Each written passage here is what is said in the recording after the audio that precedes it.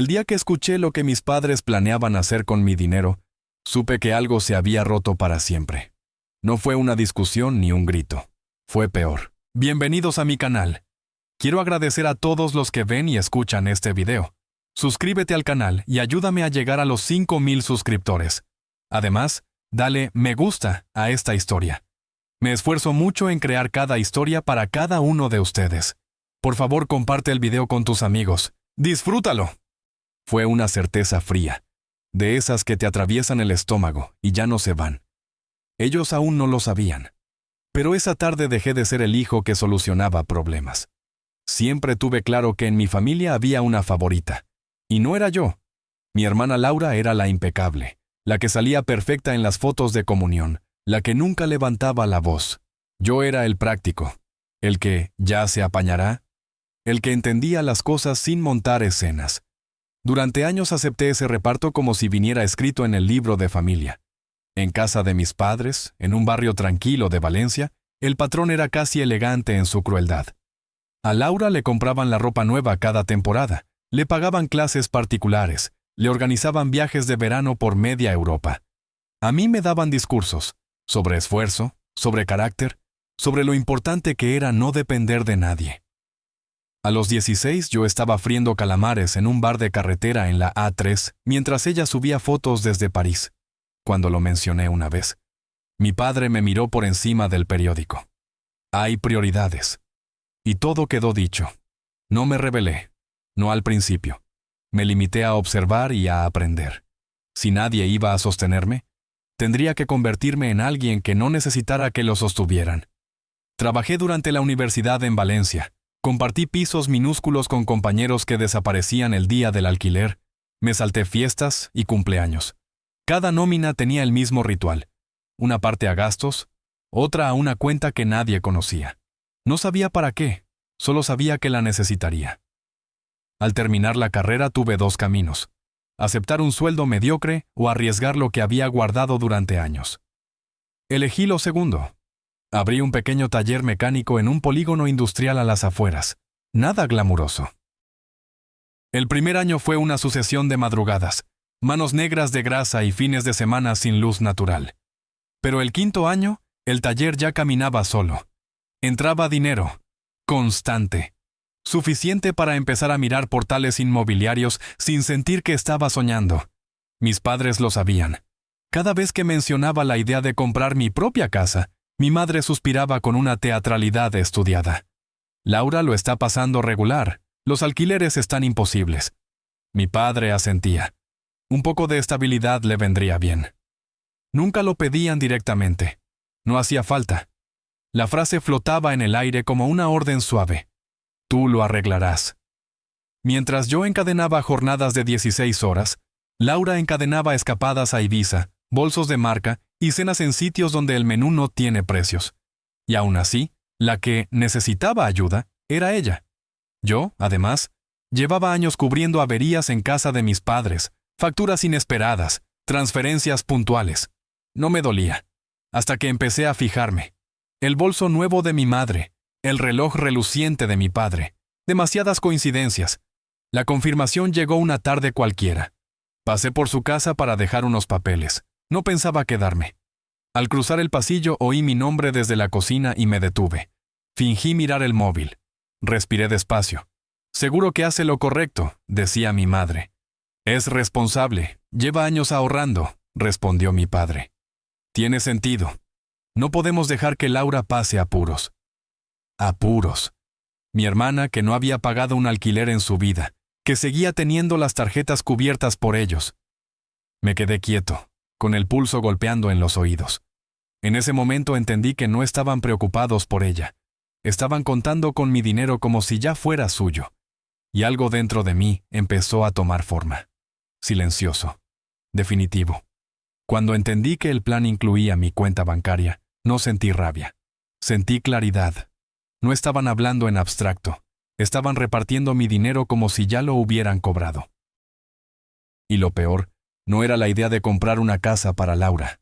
Era que daban por hecho que yo lo haría sin rechistar, como si viniera de serie conmigo. Me quedé inmóvil en el pasillo, el móvil en la mano, escuchando cómo mi futuro cambiaba de dueño. Tenían todo decidido. Yo pondría el dinero, Laura tendría las llaves, y después me darían las gracias en Navidad. Pensé en entrar en la cocina y pedir explicaciones, pero ya conocía el guión. Egoísta, poco familiar. ¿Qué suerte has tenido con el taller? Tu hermana lo está pasando mal. Siempre las mismas frases, dichas con esa calma que te obliga a dudar de ti mismo. Me fui sin hacer ruido. Esa noche no dormí. En mi estudio, con la luz de la cocina parpadeando como si también dudara, repasé cada «ya te tocará», cada vez que sonreí para no incomodar. Miré el techo desconchado y pensé en Laura. ¿Se sentiría incómoda? ¿Diría que no hacía falta? La pregunta me duró exactamente 12 horas. A la mañana siguiente me llamó. Eufórica. Hablaba tan deprisa que apenas respiraba. He encontrado una casa increíble, en un residencial nuevo. 3 habitaciones, jardín, es perfecta. Esperé el momento en que mencionara cómo pensaba pagarla. No llegó. En su cabeza el asunto estaba cerrado. Nuestros padres ya habían hecho el trabajo sucio. Incluso tuvo el detalle de añadir, riendo, que podría quedarme en el cuarto de invitados si algún día me hiciera falta. Ahí entendí que no había malentendido. Había expectativa. Al día siguiente hice lo que todos esperaban. Compré una casa. Solo que no era la suya. No avisé a nadie. Busqué algo que me encajara, en un barrio tranquilo a las afueras de Valencia. No era enorme. No tenía jardín de revista. Pero cada metro cuadrado lo pagaba yo. Firmé en la notaría sin testigos familiares, di la señal y salí con las llaves en el bolsillo. Pesaban poco. Significaban todo. Pensé que tendría margen antes de que se enteraran. Me equivoqué. Estaba arrancando unas pegatinas absurdas de vive, ríe, ama, que el antiguo dueño había dejado en la cocina cuando el móvil empezó a vibrar sin parar. Llamadas perdidas, mensajes, mi madre, mi padre, Laura, un primo al que no veía desde hacía años. Entonces leí el mensaje que lo dejó claro. ¿Por qué nos enteramos por la inmobiliaria de que te has comprado una casa? No sabía cómo lo habían sabido, ni me importaba. Lo importante era que había movido ficha y ellos no controlaban la jugada. El teléfono seguía sonando. Algunos mensajes eran indignados, otros fingían preocupación. Todos decían lo mismo sin decirlo. Nos has fallado. No contesté. Si respondía en caliente, me arrastrarían a su terreno, donde siempre acababa pidiendo perdón por defenderme. En lugar de eso, me puse a arrancar el papel pintado horrible del salón. Si iba a enfrentar tensión, al menos que fuera algo que pudiera despegar con las manos. El timbre sonó. No fue una sorpresa. Fue una confirmación. Abrí la puerta y allí estaban mis padres. No parecían venir a felicitarme. Mi madre tenía esa expresión de decepción estudiada, la que utilizaba cuando de pequeño no cumplía expectativas invisibles. Mi padre mantenía la mandíbula tensa, como si estuviera a punto de negociar una cláusula. Ni siquiera habían entrado y ya sabía que no venían a preguntarme cómo era mi casa.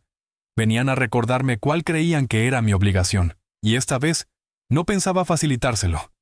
Cuando mi padre cruzó los brazos en el umbral de mi casa, entendí que no venían a visitar. Venían a cerrar una operación, y yo era el activo. Antes de que abrieran la boca ya sabía cómo iba a terminar aquella conversación. Solo que esta vez no pensaba jugar mi papel.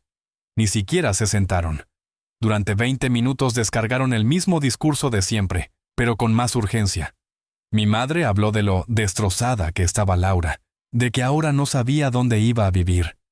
Mi padre fue más directo. Contaban conmigo para hacer lo correcto. Y entonces llegó la frase estrella, dicha con esa solemnidad que pretende borrar la memoria. Después de todo lo que hemos hecho por ti. Me quedé mirándolos. Recordé pagar mi propio alquiler con 17 años. Recordé compaginar 2 trabajos mientras Laura subía fotos desde un balneario en Cantabria. Recordé financiar mi carrera mientras ellos financiaban su armario. Si alguien había pagado algo en esta familia, había sido yo. Varias veces. Noté cómo la presión me subía por el pecho, pero no exploté. Asentí. Dejé que hablaran. Había aprendido que discutir solo les daba material para reescribir la historia. No estaban allí para escucharme. Estaban allí para doblarme. Entonces llegó el ultimátum. Mi madre, con voz suave y firme. Escribe en los comentarios qué opinas de esta situación, cómo la manejarías. Valoro la opinión de todos. Dijo que tenía dos opciones: poner la casa a nombre de Laura o quedar fuera de la familia. La palabra quedó suspendida en el aire, esperando que me asustara. ¿Fuera de qué exactamente? ¿Del cariño condicionado? ¿Del apoyo que siempre llevaba factura adjunta? Les dije que lo pensaría, no porque dudara, sino porque quería que salieran de mi casa. Se fueron convencidos de que me habían acorralado. Cerré la puerta, apoyé la frente un segundo contra la madera y respiré. Luego fui a la cocina, abrí una cerveza y miré el móvil. Más llamadas, más mensajes. Laura, por fin, había escrito. Abrí su conversación, pero el mensaje que me heló no estaba en nuestro chat privado. Lo había enviado por error al grupo familiar. Un texto largo, demasiado largo para ser improvisado. Detallaba cómo ella y nuestros padres iban a presionarme, cómo insistirían hasta que cediera, cómo me harían sentir culpable hasta que firmara. Era un plan, paso a paso. No hablaban de justicia, ni de necesidad. Hablaban de desgaste. Hice una captura de pantalla. La guardé. Me quedé sentado en silencio, con la cerveza intacta en la mano. Algo encajó por fin. No era rabia, era precisión. Nunca había sido un hijo al que proteger. Era un recurso que gestionar. Y los recursos, cuando dejan de ser rentables, se reemplazan. A la mañana siguiente no discutí con nadie. Cambié todas mis contraseñas. Revisé cada cuenta bancaria. Instalé cámaras en la entrada y en el garaje. No porque estuviera paranoico, porque conocía su capacidad para cruzar límites cuando no conseguían lo que querían. Después llamé a un abogado. Le expliqué la situación sin adornos. Confirmó lo que ya intuía. La casa estaba solo a mi nombre. No había firmado nada para Laura. Nadie podía obligarme a cederla. Aún así, dejé todo por escrito. Si querían una batalla, yo iba a elegir el terreno. Esa tarde Laura escribió: podemos hablar, pero solo si estás dispuesto a arreglar esto. Como si yo hubiera roto algo. No respondí. Horas después llegó otro mensaje. Esta vez de mi madre. Estoy preocupada por ti. Miré la pantalla unos segundos. No sonaba a preocupación. Sonaba a que estaban perdiendo el control. Y por primera vez en mi vida, no tenía intención de devolvérselo. Cuando mi madre propuso una cena tranquila para hablarlo como familia, supe que la emboscada ya estaba preparada. Visualicé la mesa, las miradas coordinadas, el postre servido justo después del ultimátum. No. Esta vez no iba a sentarme en territorio enemigo esperando que me declararan culpable. Decidí cambiar el guión. No hice nada dramático. Nada que pudiera parecer un ataque. Subí una foto sencilla de mi casa nueva, el porche al atardecer, y escribí: por fin en casa, años de trabajo, todo mío. Sin indirectas, sin nombres. La reacción fue inmediata. Amigos del instituto, antiguos clientes del taller, incluso primos lejanos empezaron a felicitarme. Te lo has currado. Ya era hora. Orgullo total. Cada comentario era un pequeño foco apuntando en dirección contraria a la narrativa que mis padres intentaban construir. Laura no comentó, pero lo vio. Horas después me llegó su mensaje. Ya no había euforia, había veneno. Me llamó egoísta. Dijo que la había humillado públicamente. Al parecer, algunos de sus amigos le habían preguntado por qué ella no se compraba una casa si su hermano podía. No le dolía la situación, le dolía la comparación. Luego llamó mi padre. Nada de tonos suaves. Nada de estamos preocupados. Estaba furioso. Dijo que los estaba dejando en ridículo, que estaba siendo desagradecido, que la familia no se traiciona así. Lo dejé hablar. Cuando por fin se quedó sin aire, respondí con calma que la casa era mía y seguiría haciéndolo. Silencio. Después, la amenaza. Si no hacía lo correcto, podía olvidarme de volver a su casa. Miré el salón vacío de la mía y respondí. Entonces todos ganamos. Colgué. Bloqueé el número de Laura. Silencié las llamadas de mis padres. Pedí barbacoa a mi sitio favorito del barrio. Abrí una cerveza y me senté en el porche viendo caer el sol sobre algo que nadie podía arrebatarme. Por primera vez no sentí culpa. Sentí espacio. El silencio duró poco. A la mañana siguiente mi bandeja de entrada era un incendio. Familiares preguntando, tíos confundidos. Alguien había empezado a atar cabos. Mis padres estaban en modo control de daños. Podía imaginarlos intentando maquillar la historia, convertir mi límite en una traición. ¿Y Laura? Laura había perdido cualquier filtro. Entré en su perfil. Publicaciones largas, dramáticas. Hablaba de abandono, de traición, de quedarse sin hogar por culpa de alguien cercano. Ni una palabra sobre exigir una casa gratis. Ni una mención al plan coordinado. Y entonces lo vi. Había creado un crowdfunding. Ayuda a Laura a conseguir la casa que merece. La descripción era casi teatral. Ella, la hermana desamparada.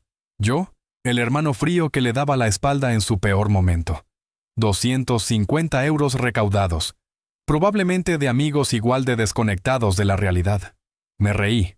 No de ella, de la audacia. Pero aquello ya no era solo un drama familiar. Era una campaña pública. Y no iba a permitir que mi nombre se convirtiera en el villano oficial. Así que decidí terminarlo. Preparé otra publicación, sin insultos, sin discursos, solo hechos. Capturas de pantalla del mensaje que Laura había enviado por error al grupo familiar. El plan detallado, la presión calculada, la intención explícita de forzarme a ceder la casa. Antes de pulsar «Publicar», me quedé mirando la pantalla unos segundos. No era un arrebato, era una línea definitiva. Y esta vez, no pensaba borrarla. Publiqué las capturas sin añadir una sola palabra más. Solo un título neutro. Aclarando algunos malentendidos. Nada de insultos, nada de dramatismo. Dejé que las imágenes hablaran. Internet hizo lo que mejor sabe hacer. En cuestión de horas los comentarios cambiaron de tono. Los mismos que antes aplaudían el victimismo de Laura empezaron a hacer preguntas incómodas. Algunos borraron sus mensajes, otros directamente se desmarcaron. El crowdfunding desapareció esa misma tarde. Su perfil cerrado. Silencio digital. En el grupo familiar, mutismo absoluto. Me llegaron mensajes privados de tíos y primos preguntando si de verdad mis padres me habían exigido la casa. Por primera vez no era yo defendiendo mi versión, eran ellos explicando la suya. Y no parecía sostenerse demasiado. Esa noche me senté en el porche con una cerveza fría, la música sonando baja, el móvil inmóvil sobre la mesa, sin notificaciones, sin reproches, sin ese zumbido constante de culpa. El silencio duró una semana entera. 7 días sin llamadas. 7 días sin intentos de presión. No me fiaba, pero lo disfruté. Hasta que llegó el sobre, correo certificado. Remitente, mis padres. Papel grueso, formal. Me senté en la cocina con el café aún humeando, y lo abrí despacio. Notificación legal. Amenaza de demanda. Decían que los había inducido a error, que les hice creer que la compra era para el beneficio familiar, y que me había enriquecido injustamente. Tuve que leerlo 2 veces. No había una sola prueba, porque nunca hubo una promesa. La parte más surrealista era la reclamación por daño emocional a Laura. Según el escrito, su angustia merecía compensación económica. Me reí, no de nervios, de incredulidad. Llamé a mi abogado, le envié el documento. Apenas pudo contener la risa. No tenía recorrido. Era, como mucho, una táctica de intimidación. Como mínimo, un último intento de forzarme a ceder. Aún así, no lo dejé correr. Verifiqué con el banco que todo estuviera blindado. Cambié cerraduras, reforcé cámaras, y envié yo también una carta certificada. Cualquier intento de acoso adicional tendría respuesta legal inmediata. Clara. Sin adornos. 2 días después, el teléfono volvió a sonar. Primero mi madre, luego mi padre, después Laura. No contesté. Escuché los mensajes de voz más tarde. Algunos pedían hablar con calma. Otros volvían a insinuar que estaba rompiendo la familia por algo tan pequeño como una casa. La ironía era casi elegante. Si era tan pequeño, ¿por qué estaban dispuestos a llevarlo a juicio? Al tercer día decidí responder. Mi padre no perdió tiempo en cortesías. Dijo que podían retirar todo, que olvidarían lo legal, que bastaba con que yo llegara a un acuerdo razonable con Laura. La palabra acuerdo flotó unos segundos entre nosotros. Ahí entendí que no era una rendición, era una última negociación, y esta vez La posición de poder no estaba donde ellos creían. Cuando mi padre pronunció la palabra acuerdo, supe que todavía creía que podía doblarme un poco más. Le respondí que no había nada que resolver. Hubo un segundo de silencio. Después, explotó. Me llamó egoísta, desleal. Dijo que ningún hijo suyo actuaría así. El mismo discurso de siempre, pero esta vez rebotaba. Lo dejé vaciarse. Cuando se quedó sin aire, hablé despacio. No tengo nada más que decir. Os deseo lo mejor. Seguid adelante. ¿Y colgué? Ahí terminó todo. Las amenazas legales desaparecieron. Los mensajes cargados de culpa se evaporaron. El silencio dejó de ser una pausa táctica y se convirtió en una rendición. Laura no volvió a escribir. Mis padres dejaron de intentar negociar. Por primera vez no sentí que hubiera ganado algo contra ellos. Sentí que me había quitado un peso que nunca debió ser mío. Las primeras semanas fueron extrañas. Me despertaba esperando el zumbido del móvil, la siguiente emboscada emocional. No llegaba. La casa empezó a sentirse distinta, no como un territorio que defender, sino como un lugar donde estar. Me levantaba temprano, iba al gimnasio, cocinaba en mi propia cocina sin prisas. Descubrí el placer sencillo de sentarme en el porche con café caliente mientras el barrio se desperezaba. Era una calma que no sabía que necesitaba. Pero la calma, en mi familia, nunca dura demasiado. Una tarde llamaron a la puerta. Antes de mirar por la cámara supe quién era. Laura estaba en el porche, sin la seguridad altiva de siempre. Parecía alguien que vende algo que nadie quiere comprar.